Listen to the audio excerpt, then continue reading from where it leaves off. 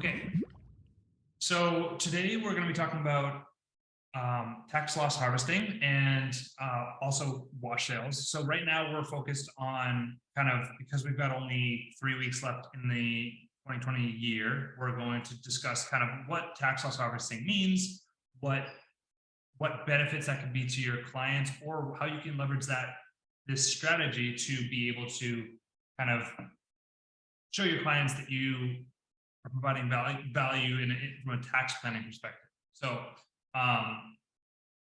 just a quick rundown. Tax loss harvesting is when you sell an asset for a loss in order to offset other capital gains or losses. Well, not losses, capital gains.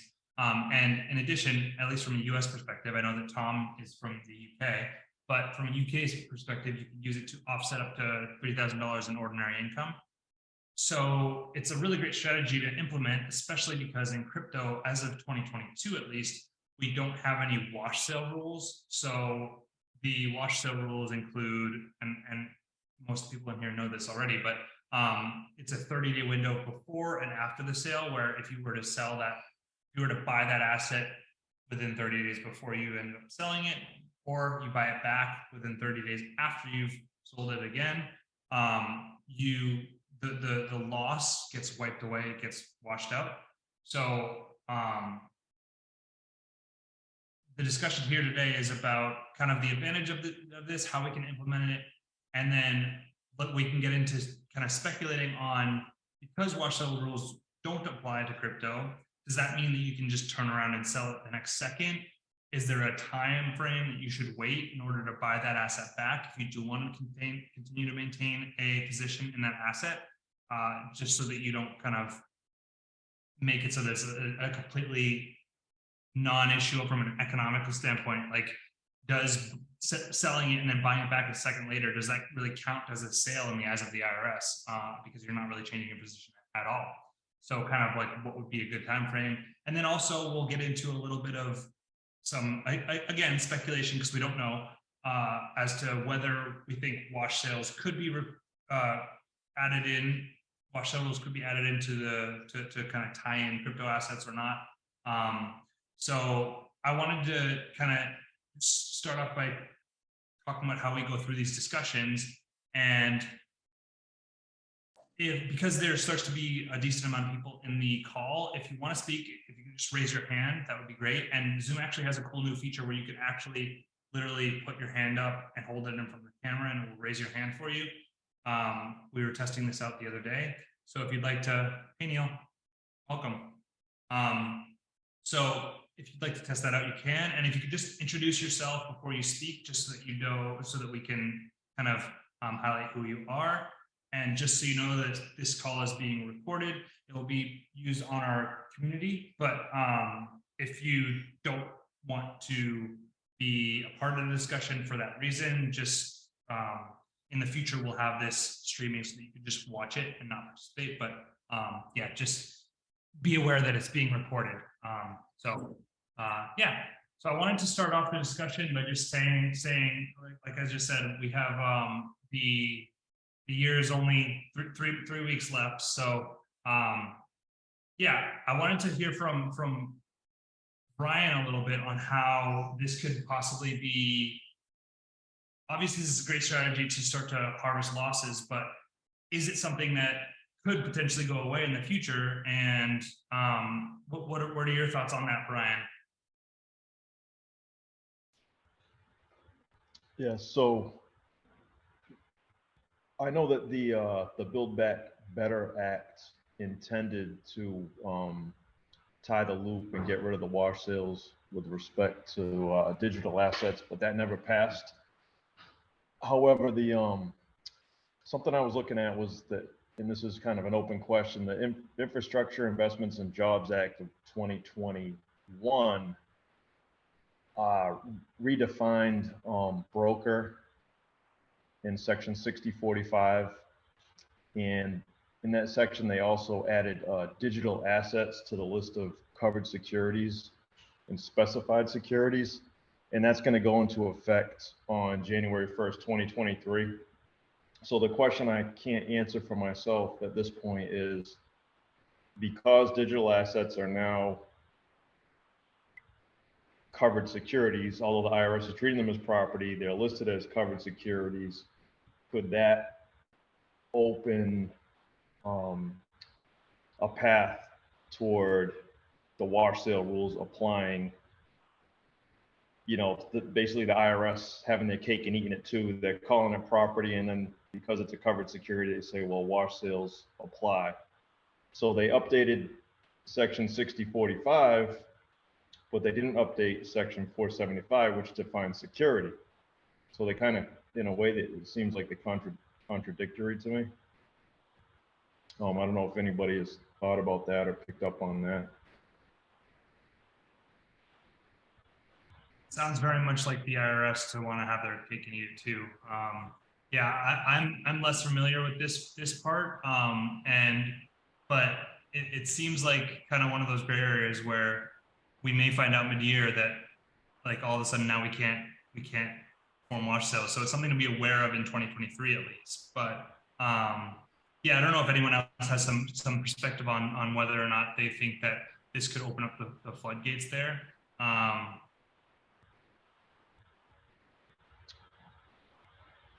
And that being said, if you just look at 2022 as a whole, I mean, the stock market didn't fare so well. Crypto got pretty much destroyed, but the real estate market went through the roof with inflation.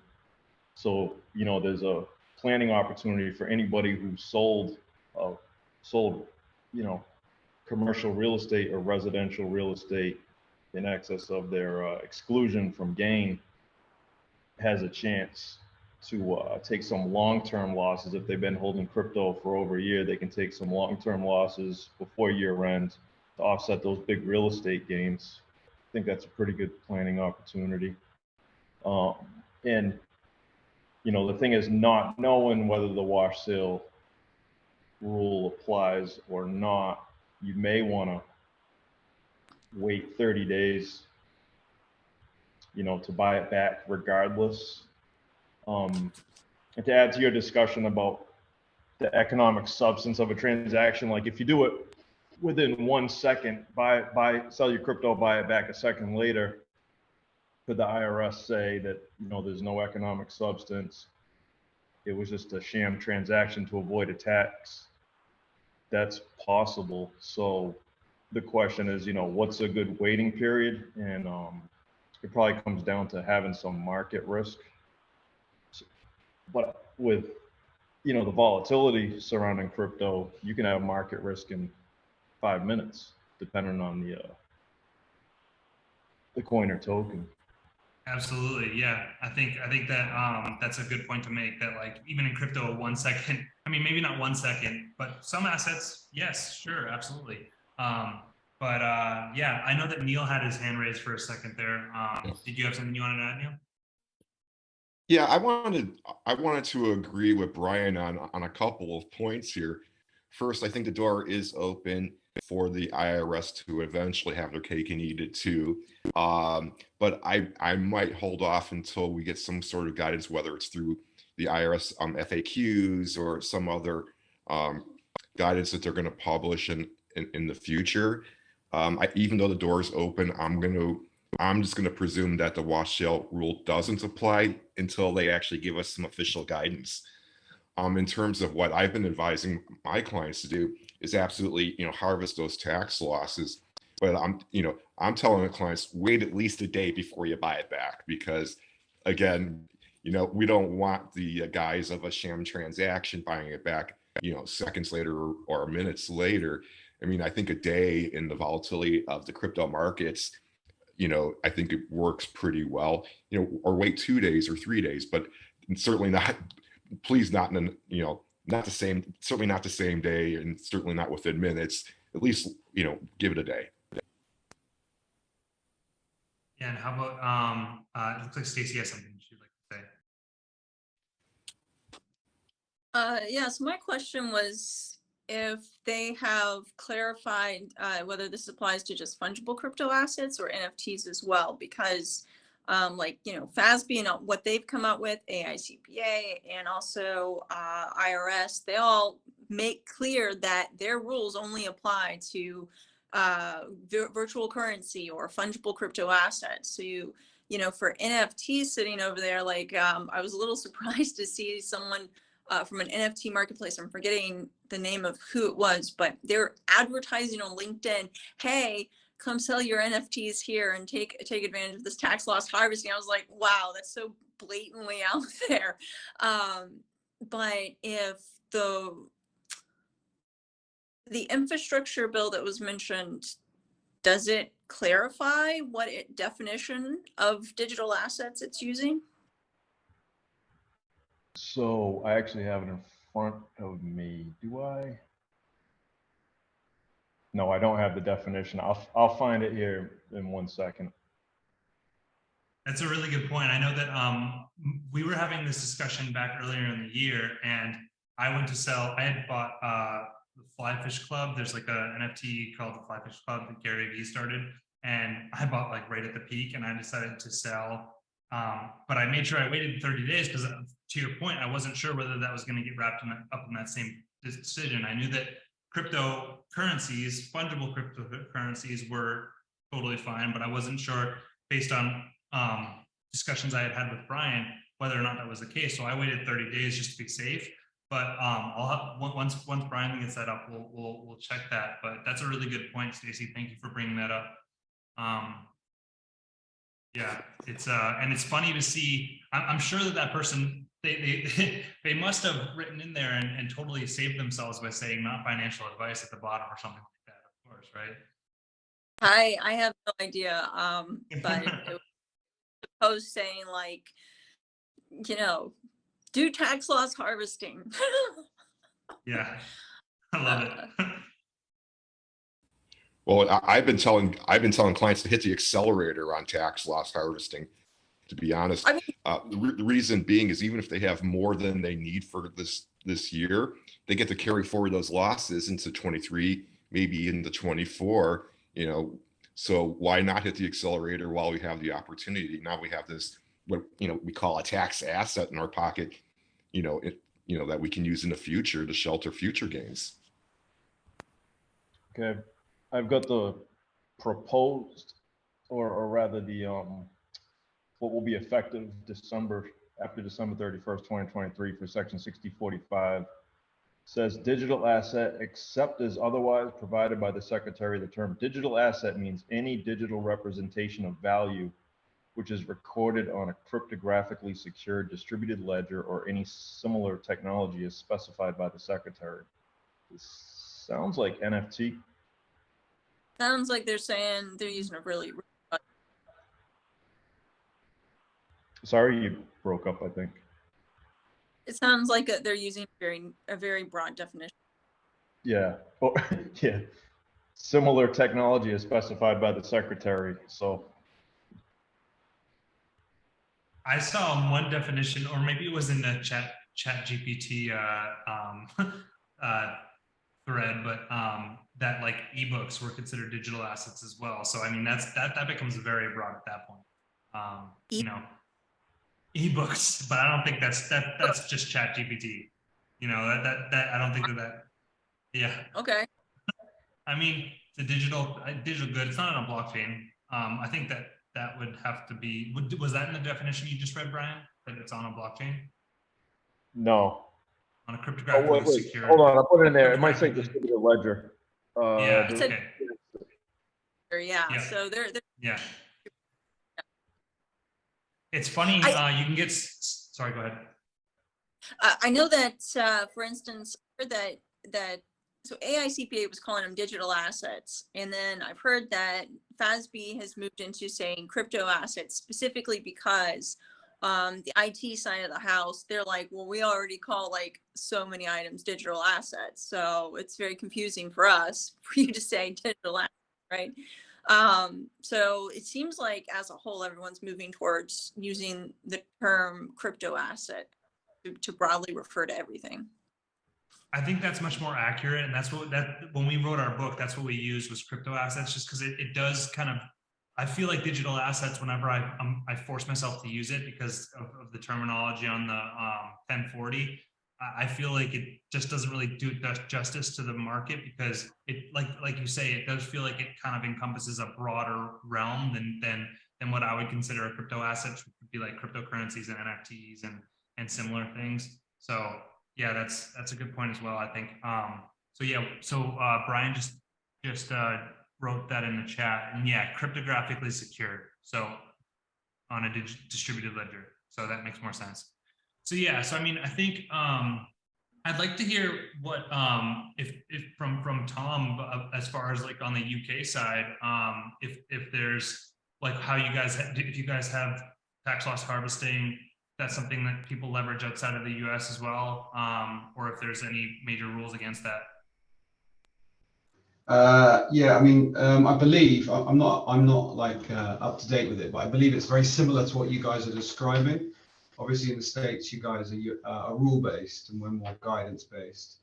But I'm looking through the crypto asset manual now on HMRC, our tax authority, Her Majesty's Revenue and Customs. And basically on that website, it's got some things here about capital losses, but it effectively appears to say you can write them off. Now, it doesn't suggest a time frame, which is really interesting.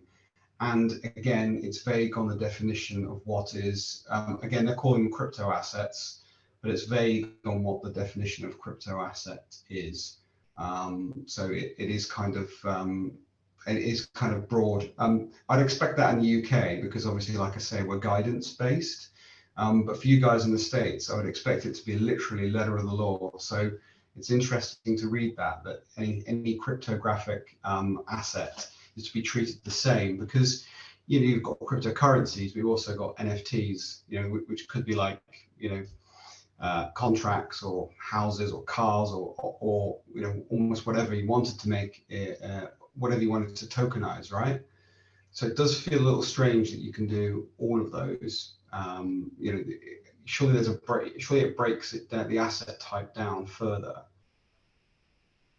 Yeah, I think the nuance with NFTs that I see, and to Stacey's point before, for that NFT platform to be advertising it, the nuance there is that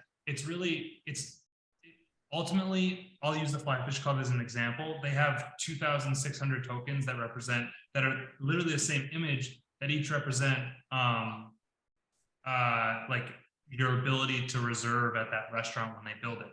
And so if I'm going to sell it and I buy it back, I'm literally, I'm buying back essentially the same exact thing. So it's like, there's not really any reason for me to doing that other than to get a tax benefit out of it. So I think that's where the kind of gray area is on NFTs too. And I think it's important to highlight that, that if we were to see wash sales in the future on crypto assets, I think it would be at least first dedicated to NFTs, if not all of them encompassed as one. So because yeah, like if I buy that same NFT, it's essentially, well, if they're different NFTs, then that's one thing, and there could be a reason for that change there, because there's, maybe I wanted a different attribute of it. But if there's not really any difference and there's just a limited supply and they're just number differences, there's not really like an economic change there. I think for me, that's what doesn't make sense, because if you're treating all crypto assets as the same, you'd expect that with currencies, and that would make sense that you could buy and sell, say Bitcoin straight away, sell it, capitalize the tax loss, and then buy it again, because you can trade cryptocurrencies so frequently, right? But when it's like a unique ERC 721 standard NFT token, it doesn't make sense that you should be able to sell it and then literally a second later buy it back.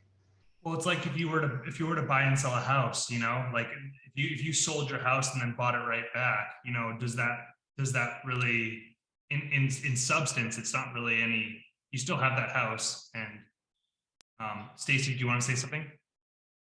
So potentially, okay, due to the nature of these crypto assets, right, there's like thousands of coins, and a lot of them have values that are almost identical.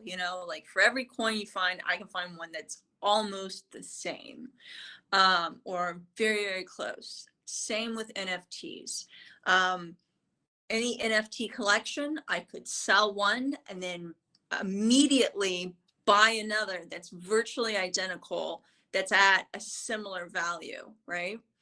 So you could effectively still do something akin to a tax loss harvesting situation and yet be buying a different asset to therefore say, oh, well, I wasn't buying the same asset. I mean, it's exploiting a loophole of it. I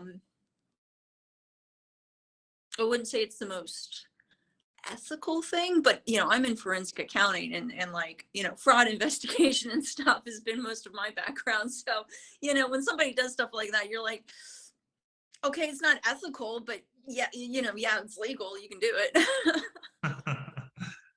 Love it. Brian, what did you want to say?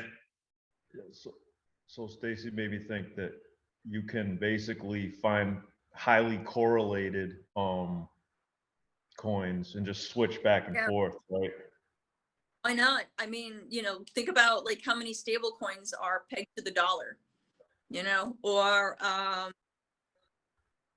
you could do something like how many coins are built on the Ethereum blockchain. So if I want to sell Ethereum, and then buy an equivalent amount in USD of another coin that's built on the Ethereum blockchain, those coins tend to kind of like, mark each other and like follow each other's rise and falls, or find, another coin that's equivalent on the Bitcoin blockchain and buy, sell your Bitcoin, buy an equivalent asset. Then you can just switch around pools. Yeah, the problem is you'll never get.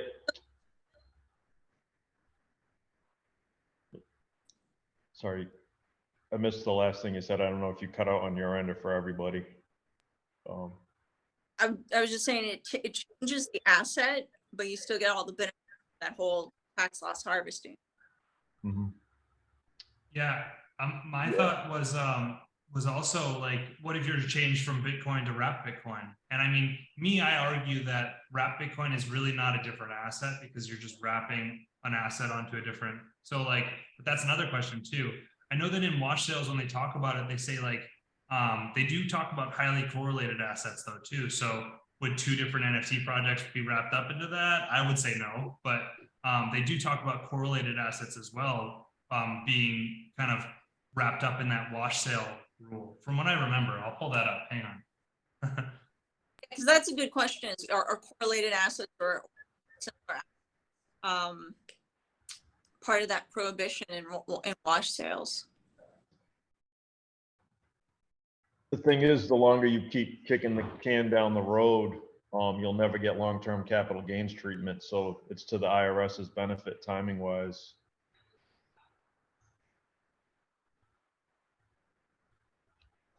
From like a holding period thing, you're saying? Yeah, like, yeah. You'll never have the holding period to get the preferential tax treatment on the long term. Yes. Yeah, I'm just trying to look that up real quick to see whether, because I remember the last time I read the wash sale rules was that, like, even if it's similar, like highly correlated assets, a lot of times they won't let you take those losses, just simply because you're not really taking on a risk by selling that asset. Anyways, I'll look for that later. I'm looking at section 1.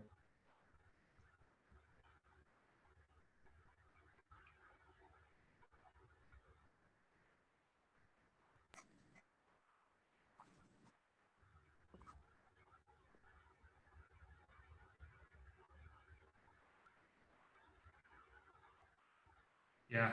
So one thing that I wanted to make sure that we highlighted is Neil had a great point in the chat that there's not actually any guarantee that when you sell an NFT that you'll be able to get to buy that back to harvest the loss. I mean, I know that when I did it myself, I had to hunt to be able to buy it at a reasonable, sometimes it would be way above, or sometimes the price would drop low, but the liquidity for NFTs is not necessarily there. So when with low liquidity, you are at more of a risk for putting yourself out on an economic basis for additional losses if you're trying to maintain a position in that asset.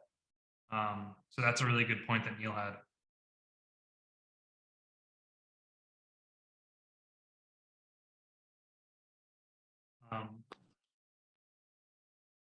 So yeah, I didn't know if anyone else had anything to add, or if anyone has any topics that they'd like to visit in future calls. This was kind of a shorter call. Last week we had a bit of a longer discussion because it was a bit more less defined, I'd say. We had a discussion about how to value illiquid altcoins. And because tax loss harvesting is a bit more cut and dry, I think this discussion is a little bit shorter. But is there any topics that anyone would like to discuss, either to bounce ideas off of colleagues because, you know, maybe there's not clear guidance, or it's an emerging topic or something like that? I don't know if yeah, go ahead, Stacey. I am working on a draft article for Journal of Accountancy that's going to introduce my full digital asset hierarchy. It's something that I developed out of frustration with not having any clear classifications of what each type of asset, well, all these new different assets that were popping up, and trying to teach that to students and give them a clear way of understanding the lay of the land. So I developed this digital asset hierarchy. The NFT portion they published in October 2022, and now they've said they'll publish the full thing.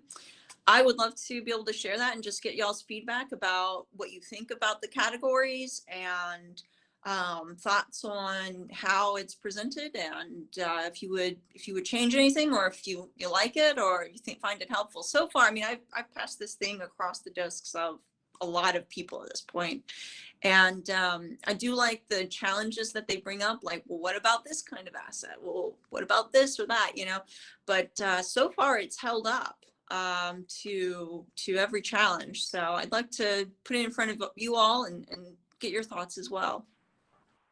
That is awesome. That's like the exact kind of discussion that we want to have, is like these things where it's like, this is an educational platform, right? Like right now it's all people in here who are already in the space and already know their stuff about the space. And so I think that initiatives like that, where it's like trying to lay out the groundwork of actual, like, how do we teach this to people, right? Because ultimately there's a massive need for all of this. And I think that that's a great topic. So I'm gonna throw that in the chat real quick.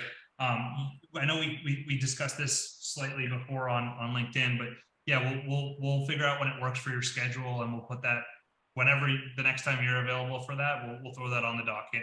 And I would love to bounce that off the group. And I think it's a great topic to talk about as well. I'll say if it works for else 2 weeks from now, be great. I can't call next Wednesday, but now I'm happy to share it in advance, or share a reference to the article in advance. If you're through, and give me some feedback on it. Yeah, I think that would be great to get a little bit of so I could, at least for me, and I'm sure other people agree, to be able to digest a little bit, so that we have a bit more to talk about with you and kind of give you our feedback live. So that would be wonderful if you feel comfortable sharing that. If you want to do it within the community, or if you want to do it like however you want to do it, you can coordinate with me, and we can talk about how we get that in front of people beforehand. Sounds good. Yeah, it kind of indirectly ties into something we were talking about last week. We were talking about illiquidity in tokens. And I was trying to think of like a hierarchy, like where do you put, when you're trying to do a discount rate for an illiquid token, where does it fall in like the hierarchy? Is it near, you know, a private company's illiquidity, or is it near real estate? You know, and it depends on the type of digital asset and its liquidity where it would fall. But it's a separate but related.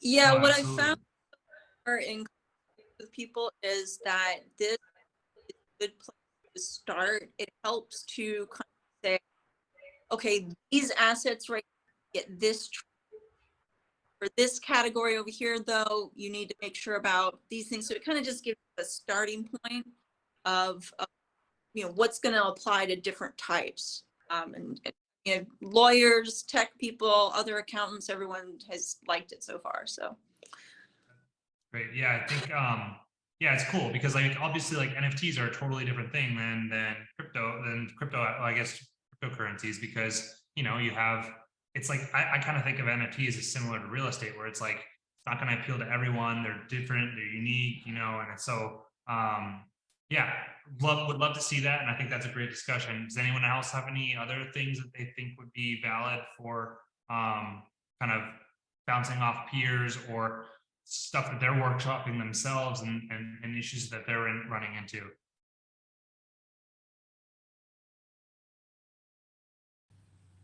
Interestingly enough, I just got reached out to by somebody who was looking for somebody or a professional to do market appraisals on NFTs. Like literally in the last 30 seconds. That's hilarious. Yeah. We literally, we had a discussion. It's in the community. We save each discussion. So we talked about this yesterday or last week, and it's a great discussion. And that's funny. That's the serendipitous. Is that serendipitous?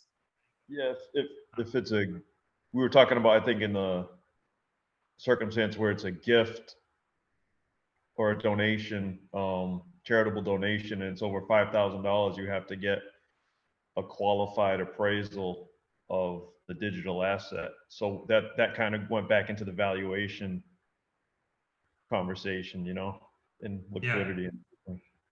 Yeah. One other question. Sorry, go ahead, Stacey. I have my finger in this pot too. I just finished up a set of slides. I'm doing a webinar in January for business valuation resources. They asked for a 100-minute webinar on how to value NFTs. So I took the 4 types of NFTs, the categories, and then we just went through and related that to the AICPA's guide for valuation and their recommendations. And that's another topic that, you know, very interested in. And I mean, you know, kind of starting to help write the book on this stuff. So yeah.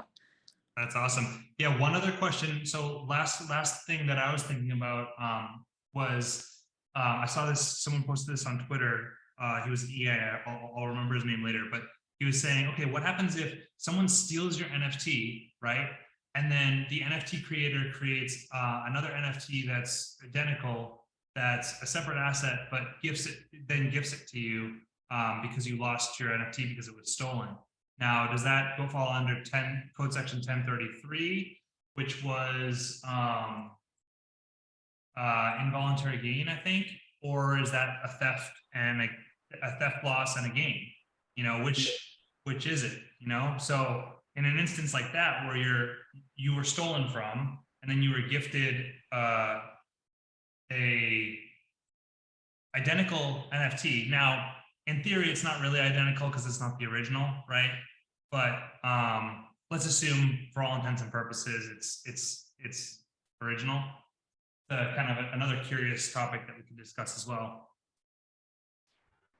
Yeah, there's a lot of nuances there, because if one's stolen and it's art, right? So say it's a cyberpunk, the cyberpunk gets stolen, they make the same cyberpunk. Now there's 2 of that cyberpunk, so you could argue the cyberpunk isn't worth what it used to be because 2 of them exist. So that diminishes its value. And then, you know, when you're looking at involuntary conversion,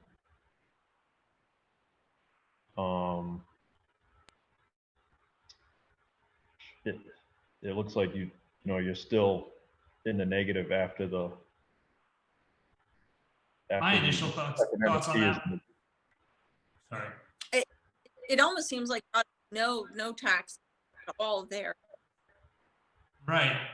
And that would be an involuntary conversion, right? Because that would be the conservative way to look at it too, because otherwise you're recognizing a loss and then you got gifted something, so you're getting a loss and you're getting your cake and eating it too when you get the replacement asset afterwards. So, anyways, those are some kind of test topics that I wanted to bounce off of people. And so great. So we'll throw Stacey on the calendar for a couple weeks from now. And then yeah, if anyone thinks of any topics they'd like to discuss, if anything comes up, we can also do a kind of 2.0 discussion on valuing NFTs as well, because it'll be a different group of people and different perspectives. So that could be a cool thing to do in a few weeks' time as well, just because, yeah, it's a nuanced topic and there's not a lot of clear guidance on that. So I was just going to mention as well, guys. I know we're probably all reading a lot of stuff online, and we're finding some really good protocols and new bits of technology. And then if we just want to start sharing it, I shared a bit this week of a really cool thing called Smart Invoice I found. It's a completely free thing. It came to me by way of consensus, the guys behind MetaMask. And basically, I just thought it was brilliant. So I thought, hey, I'm going to share it. I don't know if we've got a group for that, or we want to create a group for that, but probably don't need a whole meeting topic on it, but just a place to kind of dump and say, hey, look, here's a really cool tool I found. Yeah, that could be thrown in so in our forums in the community, there's the accounting forum. So I actually reposted your post in the accounting forum, because then it kind of acts like the way that we have the community set up is we right now everyone's kind of posting in the news feed, but eventually as we get kind of more people in, our goal is to have it sectioned into accounting, tax, news, and then that way it acts kind of like Reddit forums almost, where you have a discussion topic and then people can comment on it. And we can pin ones that we find, very useful for future use. And that's kind of how we want to kind of move towards that, because then we can set up best practices and things like that and have whole discussions over best practices. Currently, I'm working on just last thing, and then we'll wrap it up. What I'm working on right now and what Brian and I are working on are getting together. I'm doing some frameworks for internal controls around AP for companies that use crypto assets, and just kind of starting to develop more work papers like that, where we can have kind of, and I'm going to put them in front of the group to see if people can weigh in on kind of what they think we should add or take out or modify, but kind of having all this repository of best practices for internal controls for companies, and for what are some of the other ones? Like wallet hygiene and decentralized operations and things like that, to where how do we, if you wanted to launch an NFT, what are the steps you need to go through to do that as an organization to prepare yourselves, registering with all the different marketplaces to make sure you get your commissions on those, or what have you. So those are coming. We're also going to start doing, I've already filmed a few course videos. We're going to start releasing those slowly. So if you know of anyone who wants to get into this space, or if you have staff that you want to get trained, that's kind of the goal. Is we're going to continuously add to the repository of blog posts, and if you wanted to write a blog post and post it in the community as well, we can highlight that in the library as well. So we would like to be, and also I'm reaching out to people within the community for interviews to kind of highlight our thought leaders. So everyone here on this call is a thought leader in our community. So if you'd like to kind of meet with me and have a discussion, I would love to interview any and all of you if you guys would like to have kind of one-on-one chats with me via Zoom. So kind of all of that is on the table. We're new, we're less than a month old, so we're kind of getting this going, and it's been great to have a good showing on each of these calls. So looking forward to more of these discussions. They're always very enlightening for me, and hopefully for the other people involved. So I just wanted to thank everyone again, and that's going to wrap up our call for tonight. Oh, and Brandon's saying, make sure you download the mobile app if you want. I like using desktop for when I'm doing longer form stuff, but it is nice for the iOS app or Google Play if you're on the Google store. It has some nice functionality. I'm joined from the app, and it's great. Awesome. So great. Love that. Cool. Great. Well, thank you so much, everyone. Thank you. And yeah, we'll see you hopefully next week. And then also getting really excited for Stacey's presentation as well. So cool. Thanks guys. Bye. Take care.